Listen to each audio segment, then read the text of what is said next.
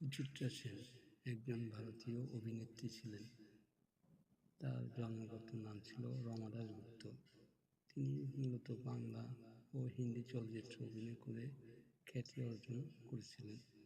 বাংলা চলচ্চিত্রে উত্তম কুমারের বিপরীতে নায়িকা ভূমিকায় অভিনয় করে তিনি বিশেষ জনপ্রিয়তা অর্জন করেন। 1963 সালে সাত পাকে বাঁধা চলচ্চিত্রে অভিনয়ের জন্য মস্কো চলচ্চিত্র উৎসব সুচিত্রা সেন সেরা অভিনেত্রীর জন্য রৌপ্য পুরস্কার জয় করেন। তিনি প্রথম ভারতীয় অভিনেত্রী যিনি কোনো আন্তর্জাতিক চলচ্চিত্র উৎসবে পুরস্কৃত হয়েছিলেন। 1972 সালে ভারত সরকার তাকে পদ্মশ্রী সম্মান প্রদান করে।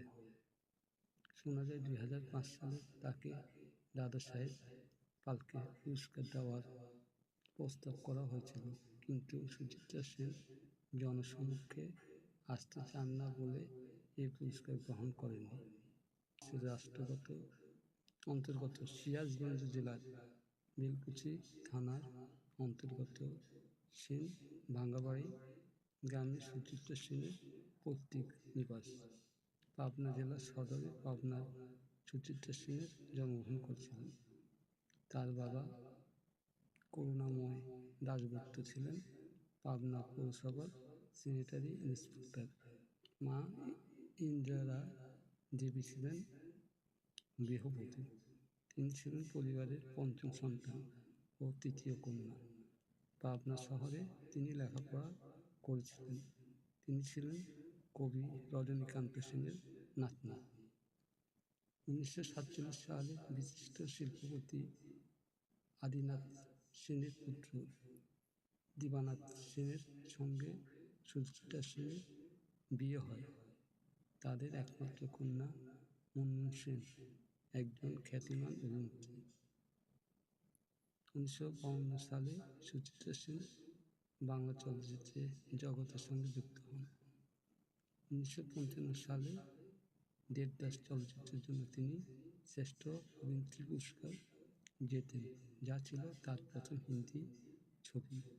উত্তম কুমারের সঙ্গে বাংলা চলচ্চিত্র রোমান্টিক সৃষ্টি করার জন্য তিনি বাংলা চলচ্চিত্রের সবচেয়ে বিখ্যাত অভিনেত্রী। 1960 ও 70 দশকে তার অভিনীত ছবি মুক্তি পেয়েছিল। স্বামী মারা যাওয়ার পরও তিনি অভিনয় চালিয়ে গেছেন। যেমন হিন্দি ছবি আন্ধি, এই চলচ্চিত্রে তিনি একজন কেন্দ্রীয় ভূমিকা অভিনয় করেছেন। বলা হয় যে চরিত্রটি প্রেরণা এসেছিল ইন্দিরা গান্ধীর থেকে। এই ছবির জন্য তিনি ফিল্মফেয়ার শ্রেষ্ঠ পুরস্কার অভিনেত্রী হিসেবে মনোনয়ন পেয়েছিলেন।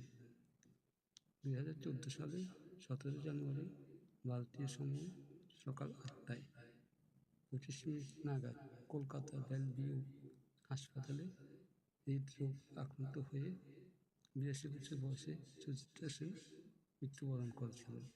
তার মেয়ে মুনমুন সেন এবং নাতনি রিয়া সেন ও রাইমা সেনও চলচ্চিত্রে অভিনয় করেন।